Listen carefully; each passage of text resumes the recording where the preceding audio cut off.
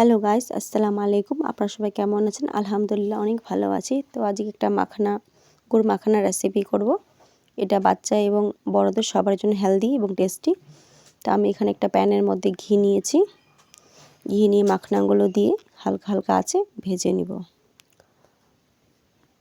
এটা ভাজতে ভাজতে কড়া কড়া হয়ে যাবে একেবারে, চাপলেই ভেঙে যাবে। সেভাবে আমরা কিছুক্ষণ হালকা আঁচে এটা ভেজে নিব।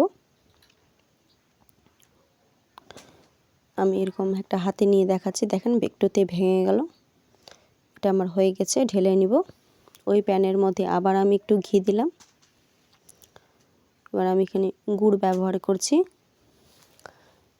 গুড়টা ভালোভাবে মেল্ট করে নিব। ভালোভাবে গুড়টা আমার এখানে সব গুড়গুলো গলে গেছে। এখানে একটু আমি বেকিং সোডা দিব। বেকিং সোডার জন্য এখানে গুড়টা শক্ত হবে না, ঠান্ডা হয়ে যাওয়ার পর এটা নরম হয়েই থাকবে। একটু লবণ দিলাম। যেভাবে জিনিস থাকবে সে পরিমাণ হিসাবে দিবেন। 1 চামচের মতো এখানে আমি মৌরি ব্যবহার করছি। 1 চামচের মতো তিল। দুটো জিনিসকে ভালোভাবে মেখে মাখা করে নিব গুড়ের সঙ্গে।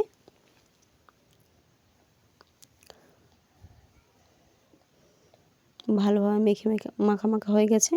আমি এখানে ড্রাই ফ্রুট ব্যবহার করছি। এখানে পেস্তা, কাজু, আমন্ড, বাদামগুলো ছোটো ছোটো করে কেটে নিয়েছি আমি। আপনাদের কাছে যে থাকবে সেটাই দেবেন, যে বাদামগুলো থাকবে সবগুলো আমি ভালো মতো মিক্স করে নিলাম। এবার মাখনাগুলো তার মধ্যে দিয়ে দেব। এবার এটাকেও ভালোভাবে সবগুলো লাগিয়ে নিব। সবগুলো গুড় আমার মাখা করে নিব।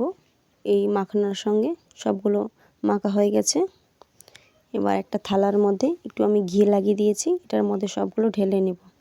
এইভাবে চেপে চেপে চারদিকে ছিটিয়ে দিব।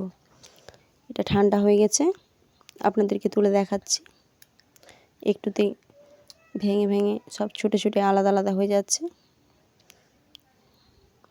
সবগুলো আমার ভেঙে আলাদা করে রেখে দিই। কিছুক্ষণ আপনারা রেখে খেতে পারেন। কিছুদিন টেস্টি এবং হেলদি খাবারটা আপনারা অবশ্যই ট্রাই করবেন। বাচ্চারাও খুব আনন্দ সহ খেয়ে নেবে।